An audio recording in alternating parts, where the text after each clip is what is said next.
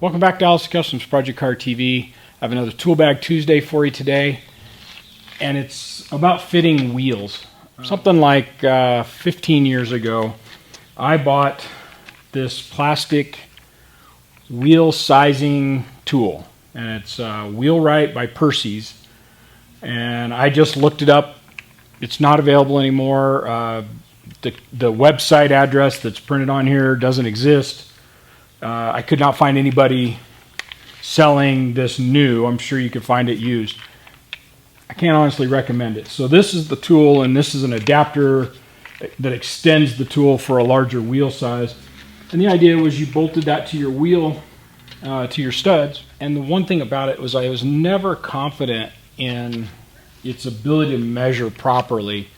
For one, you can't really mount the tire on it. The idea was you were supposed to set it up there, and then you could set a tire over it, but you couldn't rotate it, you know, so it being plastic, it flexed real bad. So I never felt confident in the ability of this to measure a wheel properly now. But that's not what this video is about. This video is actually about the WheelWorks Wheel Fit tool.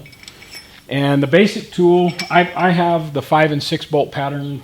I don't have one for the 4 or the 8 lug, which just changes out the center section. And the basic kit comes with a 14 to 20 inch risers, and that sets the wheel height. Because I knew I was going to be doing this truck, and we were talking about doing 22s or 24s, I knew I was going to need the longer risers, so I ordered those months ago.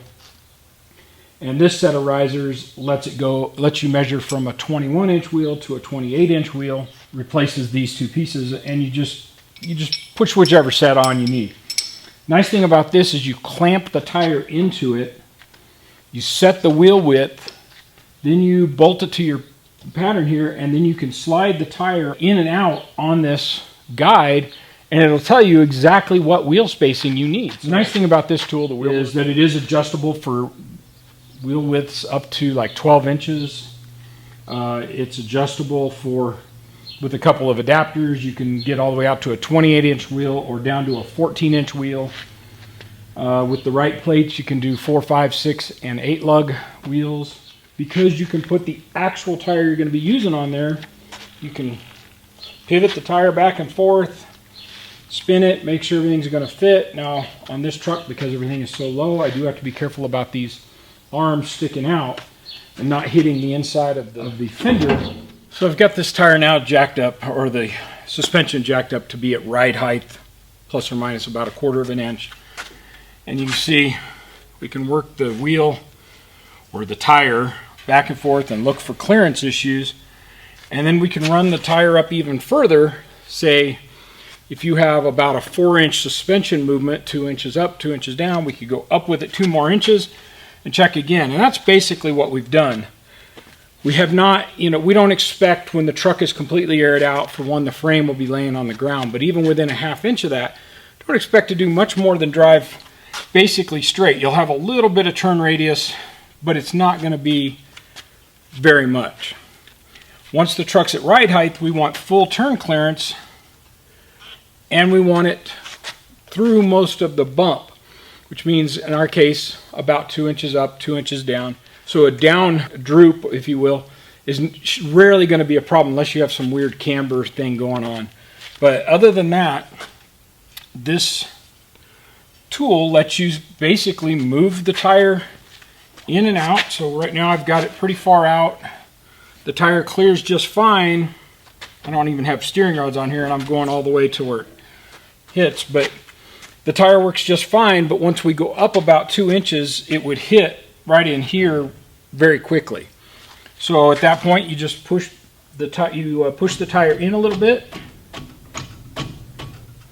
and there's a measurement ruler on both sides. There's a ruler built in on both sides, and then you check it again. And like I said, you would do it. In our case, the concern would be 2 inches up from here.